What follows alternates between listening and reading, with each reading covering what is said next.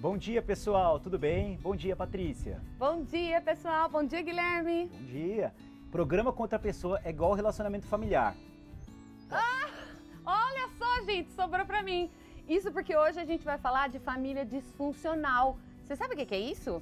Família disfuncional é aquela família que tem muitos conflitos internos, rivalidade entre irmãos, briga entre casal, relacionamento extraconjugais, é aquele que provoca aquela confusão, aquele tormento e sem falar nas pessoas familiares que às vezes mete o dedo na nossa vida, né, Guilherme? Que acabam chegando no consultório. Então, os relacionamentos tóxicos, familiares abusivos, pais abusivos, eles muitas vezes são um dos gatilhos que levam ao desenvolvimento de alguns transtornos mentais. E não é só depressão e ansiedade não, coisa que a gente sempre fala. Até quadros de toque, quadros de oposição ao desafio, transtornos de conduta, transtornos da personalidade. Então, assim, tá na hora de você começar a refletir sobre a forma como você se coloca pro seu familiar, como você tá tratando, se é com carinho, se é com empatia que ele tá do seu lado. Ô Guilherme, eu tenho uma pergunta babadeira para te fazer. Eu queria saber o seguinte, alguma vez no seu consultório, você já sentiu emoções negativas em relação a uma família assim bem disfuncional? Não tô falando que você foi mal educada, deixou isso transparecer. Nós profissionais sabemos separar as coisas, nós temos uma compreensão dos problemas, né, emocionais das pessoas e o quanto isso repercute na gente. Mas às vezes internamente acontece da gente sentir alguma coisa. Sorte que você fez a pergunta, me deixou em saia justa e falou um pouco mais, que aí deu tempo de eu pensar. Na verdade, sim, obviamente, somos seres humanos, sou psiquiatra, eu sou um ser humano, eu vejo famílias que eu olho e falo, tá totalmente estruturado, em que a gente sabe alguns caminhos que podem fazer com que isso melhore, com que a família se torne mais funcional, só que muitas vezes, até pela presença da família, o jeito que eles se colocam, você dá um passo para trás, você respira, você só semeia alguns pontos de concordância, tenta achar ali um ponto em comum antes de ir lá e soltar tudo de uma vez, ser muito rígido. Então sim, já claro. Passou por isso, né? E Guilherme, hoje eu tô aqui com o meu look toda fazendinha, então eu tô tricotando. Quero fazer uma outra pergunta pra você.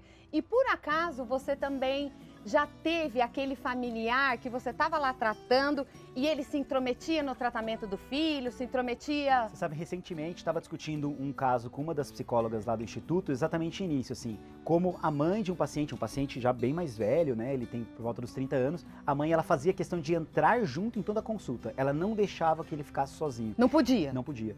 Não podia. E a meta foi, obviamente, tirar essa mãe, deixá-lo, empoderar esse rapaz para que ele consiga ter mais independência, consiga se sentir independente dessa mãe, desvincular, cortar o famoso cordão umbilical para que os dois consigam crescer. Porque há, muitas vezes, a codependência e ela pode ser tóxica também. Nossa, e olha como isso que você está falando é importante, né? A mãe, talvez, já nesse quadro disfuncional, exercia um domínio em relação ao filho. Não sei por que cargas d'água, mas acredito que isso possa ter sido uma variável. Ele foi desenvolvendo uma psicopatologia, né, adoecendo mentalmente, chegou no psiquiatra e mesmo assim, lá no local de tratamento, ela ainda queria estar lá dentro. Sim, e aí essa é uma grande dificuldade, porque o psiquiatra, embora o médico tenha às vezes uma figura de certa autoridade ali, você até explica, fala, olha, tem que fazer assim, assim, assado, mas a mudança do comportamento muitas vezes é difícil. Você que trabalha com essa análise comportamental consegue dizer melhor para os telespectadores, né? Exatamente. Se a gente for pensar, o nosso comportamento, o nosso pensamento, as nossas emoções, tem muito a ver com o ambiente que a gente vive. Então, ambientes mais tóxicos, mais disfuncionais, a gente tem uma presença maior de emoções negativas. Quando essas emoções desregulam, a gente fica mal. E ambientes mais saudáveis, de maior compreensão, de maior apoio, de maior escuta, são ambientes que as pessoas vão crescendo e se desenvolvendo de uma maneira mais saudável.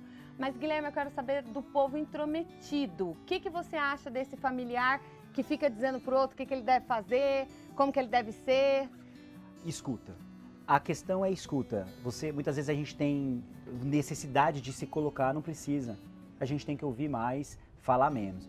3 coisas: escuta, acolhimento e empatia. Eu acho que isso faz um relacionamento ser mais saudável.